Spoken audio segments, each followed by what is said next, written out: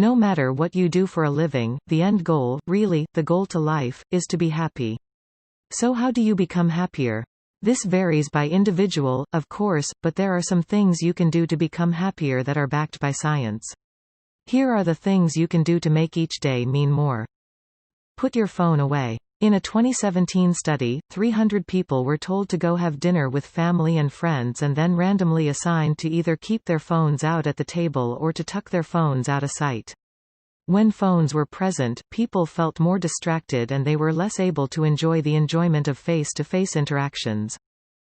Volunteer or give of yourself. When you help others, you are really also helping yourself. Just 2 hours a week will enrich your life and make you feel more fortunate, more blessed, and happier with your life. Care less about work. Don't let your boss in on this one, but try not to take your work home with you. Stop answering emails on weekends and don't do your presentation homework in the evening. Don't eat lunch at your desk, go for a walk and get away from your cubicle. Carve out some me time so you can de-stress and not let work consume your life 24/7. Find a way to laugh. When you're just not in a good mood, try putting on a funny movie or getting on the phone with a silly friend. Laughter is contagious and will likely make you giggle.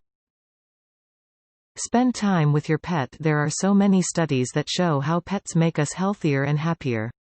They lower stress, ease anxiety, and enhance our physical and emotional health. How can you not be happy when your furry best friend greets you with a waggy tail or a purr each time you walk into the room?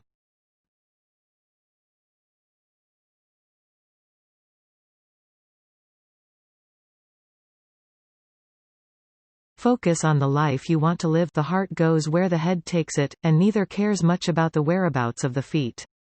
We often talk about winning the lottery and where we would go and above all what we would buy. We might even talk about giving to charity. But we never or rarely talk about what our state of mind would be and how much happier and carefree we would be. This is why focusing on priorities to get the life you want to live is so important. After all, there is more to life than blank. Fill in the blanks yourself. Write down why you are grateful. Feeling and thinking about the things you are grateful for as you wake up is a great way to build more happiness. Research on our brain shows that we always tend to focus on the negative things of life, like those worries, tragedies, failures, and discontent. Negativity is the default position. Trash your negative thoughts. Some people are overwhelmed by their negative thoughts and they have real problems in getting rid of them. Write these thoughts down on a piece of paper and then destroying them was effective. They recommended that you either tear them up, throw them in the trash or burn them. The fact of discarding them physically does help in reducing their toxic effects. Psychologists suggest doing this on a regular basis. Even if you don't think you have the time, or the energy, there's something about exercise that allows you to look at the world in a new way. You get more energy, the blood is pumping through your veins and you feel like you can do anything. Science shows that you only need 7 minutes a day to feel even a little bit happier about your life. Get enough sleep. We all need to sleep.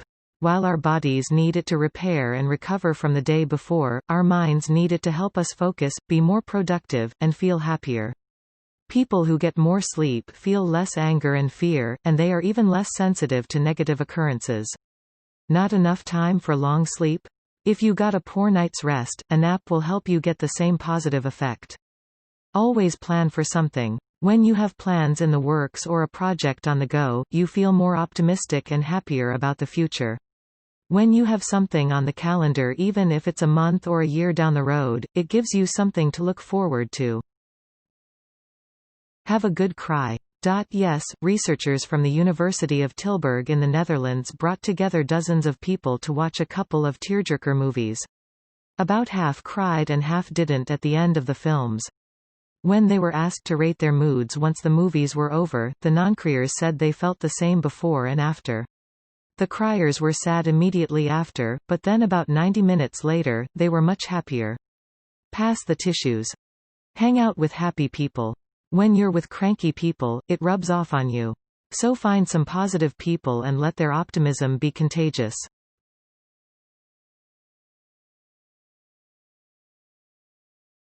Buy happiness. Forget the old adage, money can buy happiness, but you may want to splurge on experiences instead of things. Cars, TVs and gadgets make us happy in the short term, but the novelty wears off. When we go on amazing adventures, we have memories that last a lifetime. Find some religion. Many studies have found that people who are religious tend to be happier than those who are not. A more specific study found that the religious are happier during times when societies are under stress. If peace is the norm, then people are happier whether or not they participate in religion. Make your bed. It only takes a minute, but making your bed is surprisingly satisfying.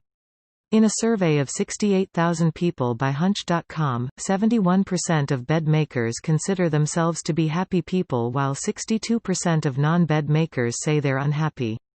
When I've asked people what happiness project resolution has made a big difference in their happiness, many people cite the modest "make your bed." Imagine being happy. Sometimes even being happy takes practice. Take some time to think about the people, places, smells and sounds that surround you when you're happy. How would you feel and who would be around? Final thoughts. All these ways are scientifically proven to help you feel happy. If you think your life is full of responsibilities and you're too late to live a different life, think again. It's really never too late to live a happier and more fulfilling life. If you think that there are a lot of problems and responsibilities in your life and it's too impractical to stay positive all the time, think again. It's never too late to live a positive and happy life. Be happy and a reason will come along.